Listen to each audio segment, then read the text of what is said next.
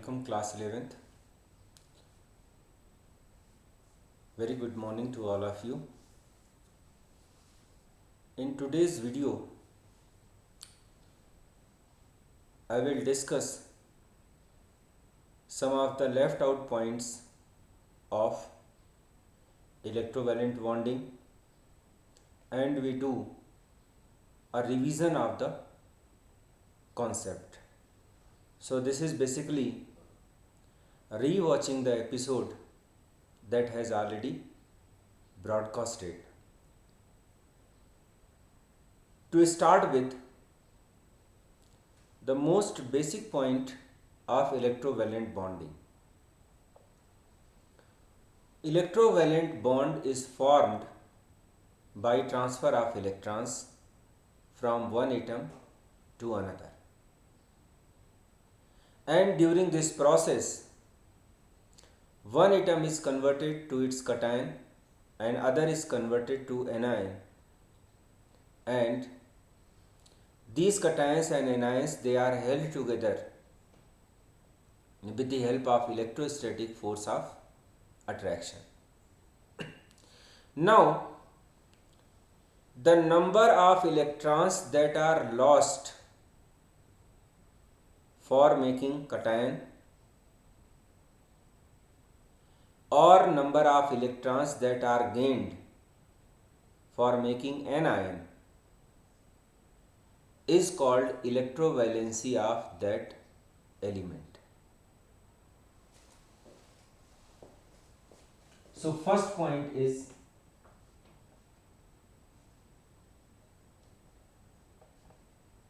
electrovalency, means number of electrons lost or gained by elements during bonding, and this will be equal to the charge that is present on the respective ions.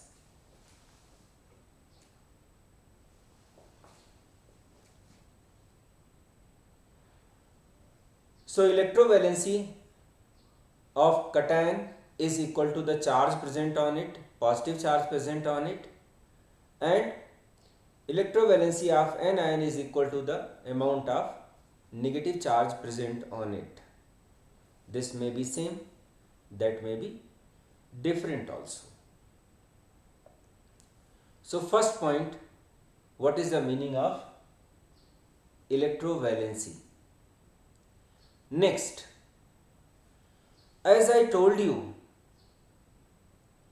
that cations and anions in an electrovalent compound or in an ionic compound, they are held together by electrostatic forces of attraction. This is cation, this is anion, then again cation, anion, or anion, cation, anion, cation. So these are the different constituent particles of an ionic compound or an electrovalent compound, and these cation and anions are held together by electrostatic force of attraction. And this force of attraction between two oppositely charges, two opposite charges, or between two oppositely charged ions operate in all directions. Although they have been drawn in this way on the board, but that does not mean that this cation, this A plus, is only attracting an ion in this side or this side. The force of attraction is equally operating on this side and behind the plane of board also. So since the force of attraction between these oppositely charged ions, it operates in all directions, thereby these electrovalent compounds, they exist in crystalline form, and it is non-directional in nature.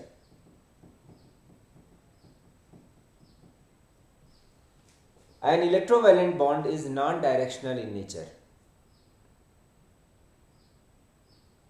and number of oppositely charged ions which are nearest neighbor of any ion in this lattice is called its coordination number. Say for example, if we have here one more row,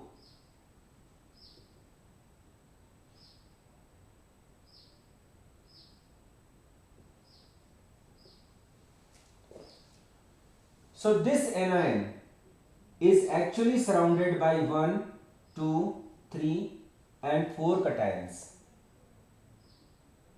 In the similar way, any anion is also surrounded by 4 different cations. But it actually, what I had drawn here is a 2-dimensional arrangement. Actual arrangement is 3-dimensional. So number may be different, which is not the scope of discussion over here. Here only we need to understand the definition of coordination number. Coordination number of an ion in an crystalline lattice refers to the number of oppositely charged ions that are present as nearest neighbors to this ion, or that are surrounding this oppositely charged ion. Say for example, for a cation, total number of anions that are surrounding it will be the coordination number of that cation, and for an anion, total number of positively charged ions that are present associated with it, that are present as a nearest neighbor to it, that is the coordination number of it. So you understand the meaning of electrovalency. Electrovalency refers to the number of electrons that are lost or that are gained by an element during the process of formation of an electrovalent bond. And it is obvious that this number of either electrons lost or electron gains will appear in the form of charge on these ions.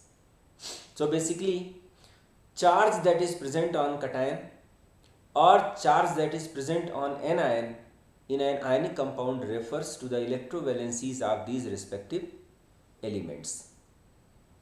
And since these constituent particles, they are held together with the help of electrostatic force of attraction, which operates in all the possible directions, thereby an electrovalent bond is non-directional in nature, and these constituent particles, these cations and anions, they are present in 3-dimensional space in a definite geometrical pattern, and this definite geometrical pattern or this definite arrangement of cation and anions is called as a crystal lattice, and these compounds are also called as crystalline compounds. Now in a crystal lattice, number of oppositely charged ions which surrounds any particular ion is called as its coordination number. Now, when any electrovalent compound is formed,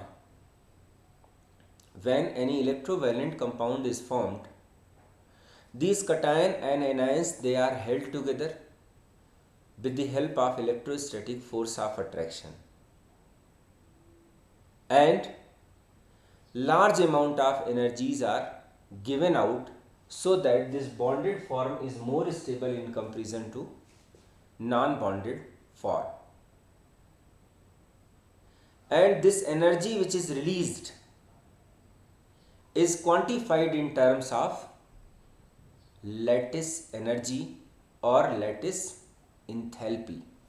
So let us understand lattice enthalpy.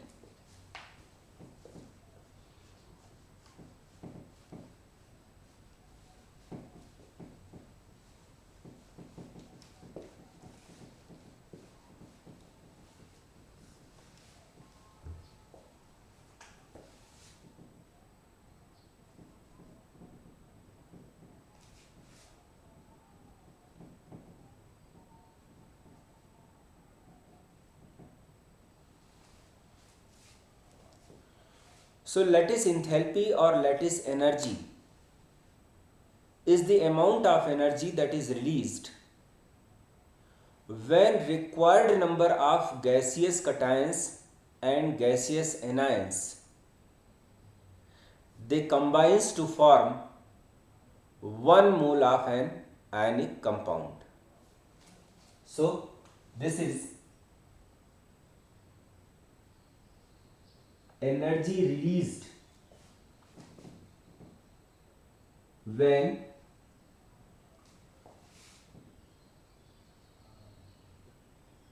required number of cations and anions combines to form 1 mole of an ionic compound. So if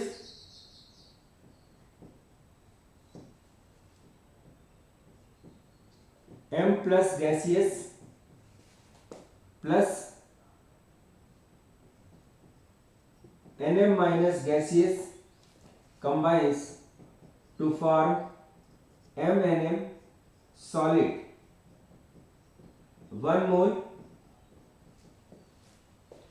So when this 1 mole of solid ionic compound is formed by the combination of required number of cations and anions, then the amount of energies which are released here is called as lattice enthalpy. On the contrary, same concept can also be understood in a different way. Say for example, you have got 1 mole of an ionic solid and you supply delta H amount of energies to it. So what will happen? This will break into its constituent cation and anion. So the lattice enthalpy may also be defined as amount of energy that is required to break 1 mole of an ionic compound into its constituent cations and anions. So both the ways you can understand it. So lattice enthalpy is actually energy released when required number of cations and anions they combines to form 1 mole of an ionic compound, or the amount of energy which is required to decompose 1 mole of an ionic compound into its constituent cations and anions is called as lattice enthalpy. And as you know that this release in energy is responsible for creating a more stable system, thereby magnitude of lattice enthalpy is the measure of stability of ionic compound which is formed. Greater is the amount of energy released, greater will be the stability of compound formed, or in other words we can say higher is the magnitude of lattice enthalpy, greater will be the stability of ionic compound.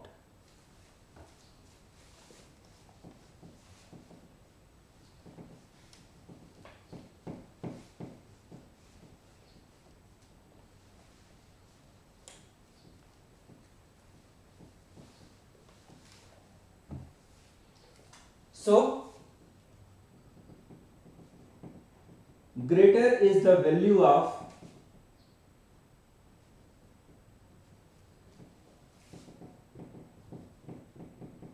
lattice enthalpy,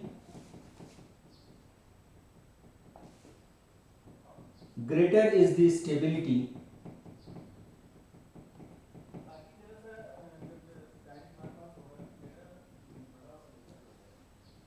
of ionic compound.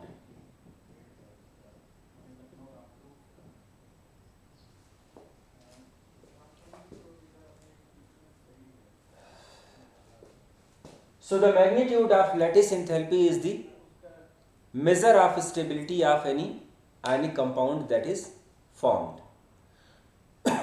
Now again we go back to the structure of an ionic compound wherein a cation and an ion is placed at certain distance d, and we know that force of attraction that is acting operate between the two charges is directly proportional to the magnitude of charges and inversely proportional to the square of distance between them. So this greater is the force of attraction between these two cations and anions, greater will be the magnitude of lattice enthalpy. So the magnitude of lattice enthalpy depends on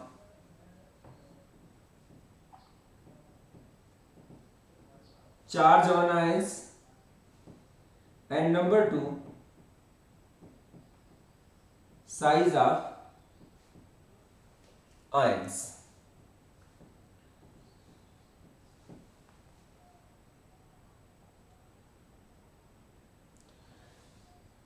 Greater is the charge, greater will be the force of attraction. So the lattice enthalpy of a di-positive cation will be more in comparison to the monopositive cation. Say for example, Na plus and Cl minus and Ca2 plus and O2 minus. So here the magnitude of positive charge and negative charge is more. Thereby lattice enthalpy values will also be more, or in other words we can say that calcium oxide which is formed will be much more stable in comparison to the sodium chloride. Again, smaller is the size of ion, greater will be the force of attraction or greater will be the magnitude of lattice enthalpy.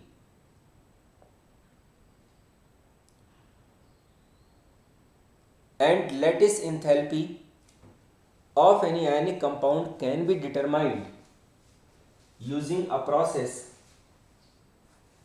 called as Born-Haber cycle. Born-Haber cycle. So this is the method which is used for the determination of lattice enthalpy.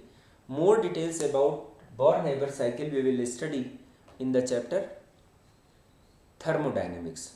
So these were some of the important left out topics from electrovalent bonding. First, what is electrovalency of any element? So electrovalency of any element refers to the number of electrons that are lost for the formation of its cation or gained for the formation of its anion. And obviously it is equal to the charge which is present on respective atom in ionic compound. It is equal to the positive charge present on cation, it is equal to the negative charge present on the anion. Second, since these constituent particles are attracted towards each other by Coulombic forces which are non-directional in nature, thereby these electrovalent bond is also non-directional, and electrovalent compounds, these constituent particles, they are arranged in a definite geometrical pattern forming a crystal lattice. Third, in a crystal lattice, These positively charged ions are surrounded by negatively charged ions, and vice versa. Means negatively charged ions are surrounded by positively charged ions. Then number of nearest neighbors, number of oppositely charged ions that are surrounding another ion is called as its coordination number. Fourth, when these positively charged and negatively charged ions they combines with each other to form an ionic compound, energies are released, and the amount of energy which is released when 1 mole of an ionic compound is formed from its constituent cation and anion is called as its lattice energy or lattice enthalpy. This lattice enthalpy, magnitude of lattice enthalpy is actually measure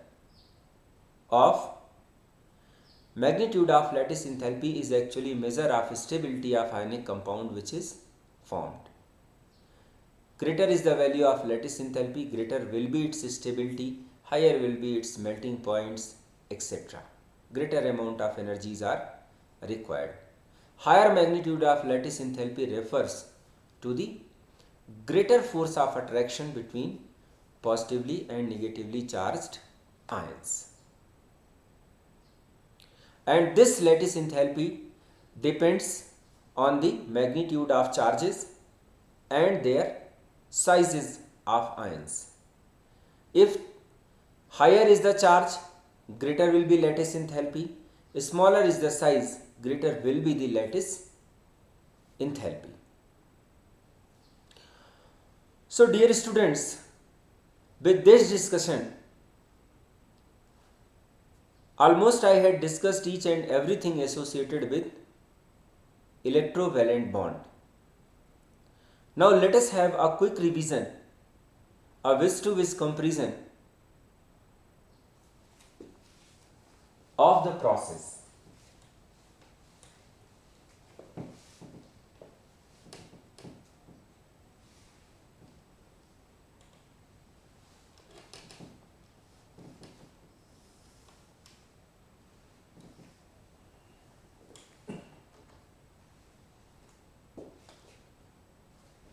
So let us revise.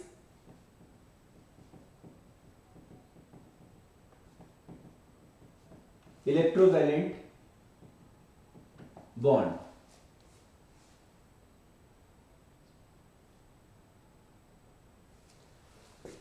Formed by transfer of electrons. One atom loses electron, other atom gains electron. After losing electron, it converts to its cation.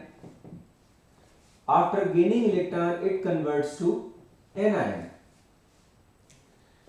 This cation has got complete octet, and this anion also has got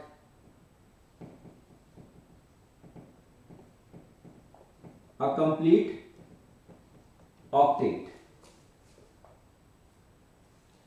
Now these cations and anions are held by electrostatic forces.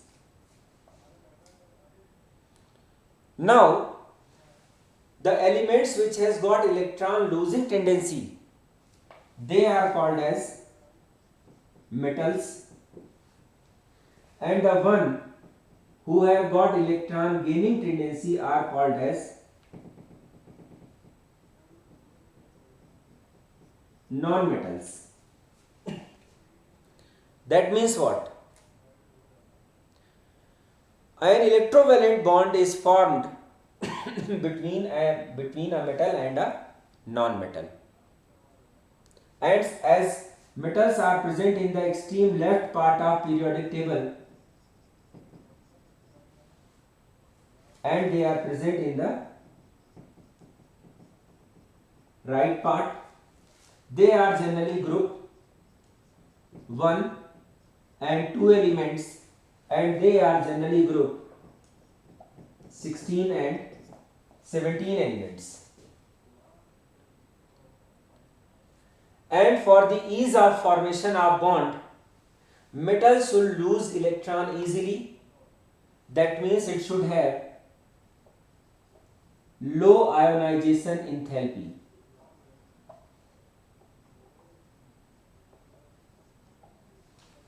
And it should have high electron gain enthalpy. And they have high lattice enthalpy. So what is ionization enthalpy? Ionization enthalpy is the amount of energy that is required to remove most loosely bonded electron from the isolated gaseous atom, and electron gain enthalpy is the amount of energy which is released when any isolated atom accepts an electron to form an anion.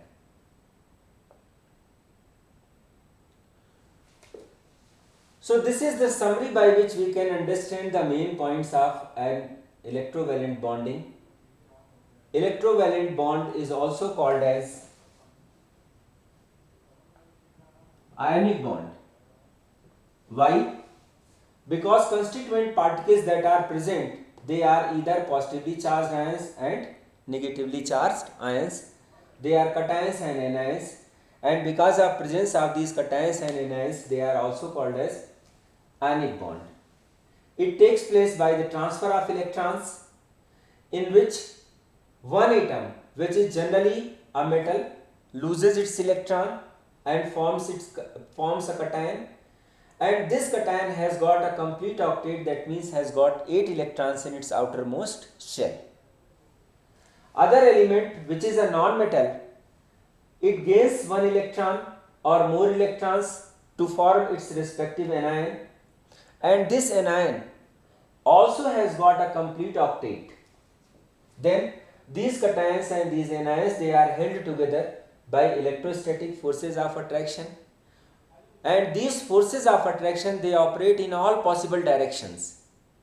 Thereby an electrovalent bond is non-directional in nature.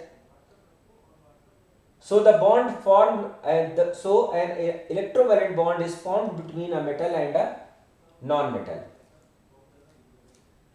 And since these metals, they are present in the left part of periodic table, generally in group 1 and group 2, while non-metals are present in the right part of periodic table, which are generally group 16 and group 17 elements. So the combination between these group 1, group 2, group 16, they results in the formation of electrovalent bond.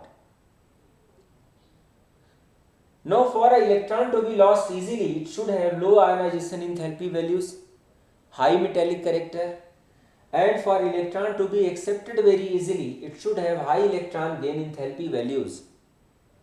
And for the formation of a stable ionic compound, lattice enthalpy values should be high. So dear students, this is all about electrovalent bonding. I am quite sure that with this discussion, you are able to understand the concept of electrovalent bonding, its different aspects, properties of electrovalent compounds, meaning of electrovalency, why it is non-directional in nature, what is the meaning of lattice enthalpy, how it is related with stability, etc. Even if you feel something is missing, please feel free to ask by your comments. Thank you.